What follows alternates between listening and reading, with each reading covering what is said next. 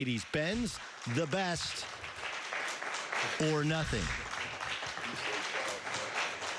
TA, thanks so much for joining us. By the way, if you want to hear about Tony's high school career, where he played football under an assumed name, right? What was the name he played under? I don't remember. You don't remember the name? I don't remember. Played it because he wasn't academically eligible, so they gave him somebody else's name to play football at his first high school. You can download the All Ball podcast with me and Tony Allen. We went for like an hour, and the stories are spectacular, spectacular. There ain't no mystery in the history. There is no mystery, but your history isn't known to everybody, and we brought some of that out. You're still involved with the Grizzlies, with their G League team. You get a chance to see Ja Morant. And as much as Zion is breathtaking, and the 10 games we've seen him, he's been as good as advertised. What's the ceiling for Ja Morant? Sky's the limit, I believe. Here's a guy, man, is very poised. I see a lot of veteran savvy in him. I see him talking to his ball club in the huddle. I see him getting guys in position out of timeouts. You know, normally it take guys 3 to 4 years to probably grab a locker room and understand that that's their leader. He's taking a leadership role, expanding with it. These guys are fighting for AFC right now. He's been healthy all year. He's been with his ball club all year. And I just like his ceiling right now. Okay, so if there's one thing he needs to continue to work on to take that next step, because there's so many lead guards. I mean, and obviously we see that when we see the highlights, it's the jaw-dropping athleticism. But if you're like, man, we got to get in the lab in the summer, and this is what we need to continue to refine. What is it? And I would say his outside shooting, and not that it's bad or anything. It's more so just a high volume of shooting. Like maybe he's probably shooting maybe 2 threes a game now. Let's get that up to maybe 4, 5, or 6. You know what I'm saying? Like the other competitive guards that's in the league, like Curry, you know, the all-star guys. Just get him to do that. But everything else, he's relentless. You've been seeing him with game-winning dunks, jaw-dropping passes. The kid's averaging 8 assists. And everything he does is within the system. And a lot of razzle-dazzle, you know, highlights, but it's within the system. And that's what I like most importantly. You know what's fascinating about him, and in the podcast when we sat down, you didn't play AAU, you didn't know anything about it kind of growing up. Ja did play AAU basketball, but not at a high level, right? Like he played in a couple of tournaments with Zion. Mm-hmm. But the idea that he is not, he doesn't have, you know, like, look, even when I play, we got free everything, shoes, travel, sweats, whatever, swag. And now put that kind of on steroids now, where dudes get everything handed to them. So there's a little bit of entitlement. He doesn't have that, right? There's like a natural, normal, though he may be expected to be in the NBA, he doesn't play like an entitled kid. He plays like he's excited for every game. Is that real, the vibe he gives off? Most definitely. He has a swagger. He plays free. He's fun. You know, he's always smiling. I love the jaw goggles when he make a nice little pass or what have you. But here's a kid, man, you could tell loves the game. Very excited to be in the NBA. It's a privilege, not a right. You know what I mean? Yeah. And he's taking advantage of that. And like I say, man, if the vote was to end today, I would have to say Ja. As Rookie of the Year? Rookie of the Year, because we kind of like highlight Zion's comeback, but we don't realize that Ja's been doing this all year long. He's Tony Allen. Tony, stick with us. I want to get some thoughts on Kobe, the passing of Kobe. I want to ask you a little about Embiid and a little about Russell Westbrook. We'll do that upcoming next, including, should the Nets be concerned about Kyrie Irving getting hurt again? Along with Tony Allen, Joy Taylor, I'm Doug Gottlieb. This is The Hurt. Your home? Sure you do. Fortunately, Geico makes it easy to bundle your home and auto insurance. It's a good thing, too, because having a home is hard work. Go to geico.com, get a quote, and see how much you could save. Geico.com, easy. Tony Allen, who Kobe Bryant said did the best job on him defensively of anybody in the NBA. It's we're not yet a month removed, right? They're going to have the memorial this weekend at Staples Center. As you kind of continue to process it, you've had death in your life, right? You grew up hardscrabble, tough streets of Chicago. Where are you in processing that Kobe Bryant's no longer of this earth? It's still registering. Like I was saying on numerous podcasts, like I visioned him doing everything Jordan did. You know what I mean? From the mimics of his game to possibly owning the team, his shoes, sneakers selling after he's done playing, and just being that guy. You know what I mean? And it's kind of tough for everybody right now. But for me, I just feel like I just didn't get an opportunity to, get a chance to get a friendship or, talk about some of our battles, Yeah, because you said you wanted to sit down with him and talk to him and talk ball with him and never really kind of got that opportunity. Never got that opportunity. We were so competitive on the court and so focused in on who was going to get the win and help our ball club. We kind of got away from that with the strength of schedule or whatever, but man, it's a loss for everybody. What was he like during the NBA Finals when you played against him? Well, in the NBA Finals, he was all seek and destroy. You can tell from the drives to, how he get on one of his teammates. He wanted it more.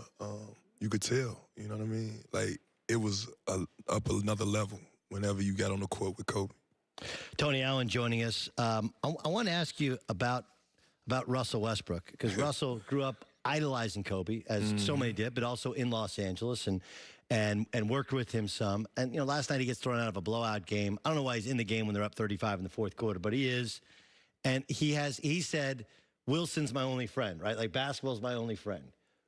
Do you think ultimately it works out in Houston? Like, I actually like the idea of going all small ball. Like, forget the big dudes. They can't play. Let's get some guards. And especially for him, he's shooting less threes, and he's more effective, and the lane is completely wide open.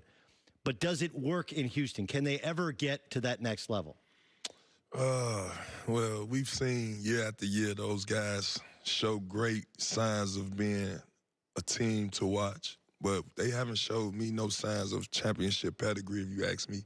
When I look at teams like the Warriors, you see a lot of continuity on the offense. They moving, passing the ball. Everybody's cutting. You got a wing guard on the weak side, setting the flare on the big. Just all type of movement. When I watch the Rockets, I don't see that. I see one guy puts his head down, dribble, jump in the air, and look for one of the corner guys for the three. After a while, in the playoffs, we study film, we watch film. You get accustomed to what they're trying to do. And I think that lightens up the load for the defense. And I don't think they can win games like that. The Clippers have some guys I'm sure you like, Pat Bev. Everybody likes Pat Bev, right? Some junkyard dogs the way you played.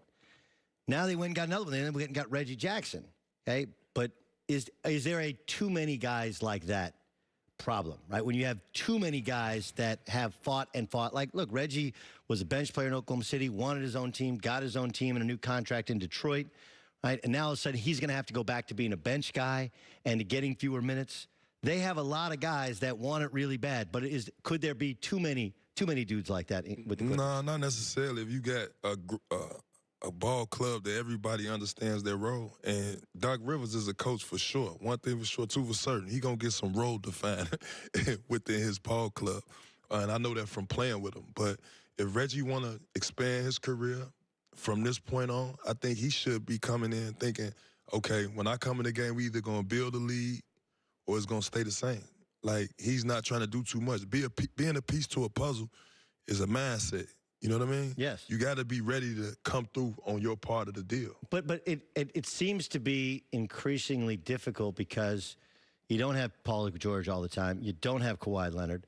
So your role is going to be different night in, night out, right? Some nights on back-to-backs, you might get to play a ton.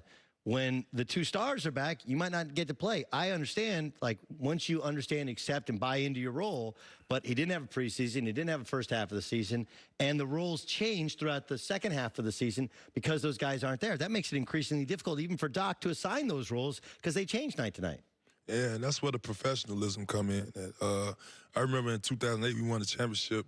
P.J. Brown, he came in, just sitting at the house. He came in, got in shape. Some nights he didn't play. Some games we blew people out, he got in. Some games we were losing. About 30, he get in. But it's all about getting yourself acclimated, being a professional, and understanding what your piece is to the puzzle.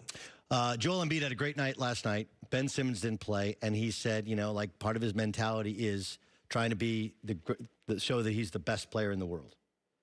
I think he might be the most talented dude in the league. Like a 7-footer. Did you see the Euro step he put on last night? He traveled. He did travel, but still, just the dexterity he has for a dude that big to move like that, shoot, defend the rim. True that. Is it Simmons what holds him back from doing this more consistently? Now, me being a non-shooter, you know, I can understand why they trying to put it on Simmons and all this stuff. But these guys, I believe, are great together. It's just going to take a little bit of one of these guys being the most dominant. Like, who wants to demand the ball more and feel like we're going to take it on my shoulder? Ben Simmons is not the problem. I want to say that now. He kind of got a little Tony Allen in him. You know, you pass the ball, go in the corner, or get in the dunker spot, which you could still be creative. You could get offensive rebounds. You can get your team extra possessions. And I think they could be well, but they just got to get out of the hoopla. Just don't worry about what's going on out there. He just got to get down in that block, bang, bang, bang, bang, and do the jump hooks, right, left hand, until that stop. Then you get out there on that three and start shooting them threes. But if he could do this at a high level consistently, greatest big man in the league. Let me ask you about the Lakers. They can't get Darren Collison to come out of retirement. They thought they were gonna. They don't trade. They don't make a trade for any of their guards. This is Rondo and Caruso. Shout out to Rondo. Rondo, yeah, but Rondo was great when he was with you. That was 2008, man. That's 12 years ago. Hey, man, you can't underestimate the heart of a champion. Remember that. I understand Rudy Tomjanovich's great quote does resonate. Do the Lakers have enough? Well, obviously, like I said earlier, they got a lot of added motivation with the loss of Kobe. But I would have to say, I would have to get an edge to the Lakers simply because Anthony Davis is the new piece. He has the most to prove, leaving New Orleans. But with everything that's going on in L.A. right now, I think it's a toss-up, Doug. I can't really say, man, because the Clippers haven't showed me a consistency of everybody being fully healthy and going consecutive games on the same page. So the Lakers been jailing all year. If I had to pick, I would go with the Lakers. All right, if you had to pick Fury or Wilder, who'd you pick? I got 15 seconds. I got Wilder. That's my boy.